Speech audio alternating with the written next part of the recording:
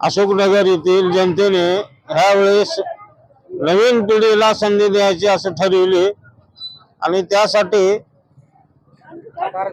भारतभूषण कांबळे यांची अध्यक्षपदी निवड करण्यात आली आहे आणि उपाध्यक्ष म्हणून रावण गायकवाड या दोघांची नियुक्ती करण्यात आली आहे।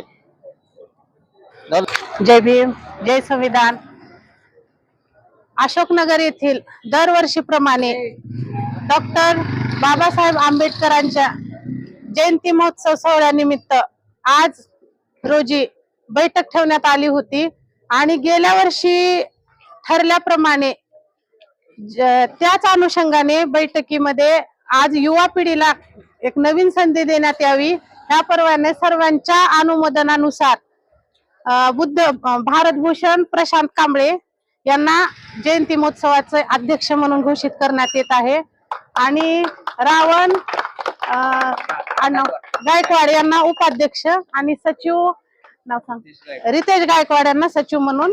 तर सर्व समाजाच्या आणि सर्व अशोकनगर वासियांच्या वतीने या सर्वांचं मी शब्द सुमनाने मनापासून अभिनंदन करते आणि सर्व अशोकनगर वासियांचे आभार मानते। जय भीम।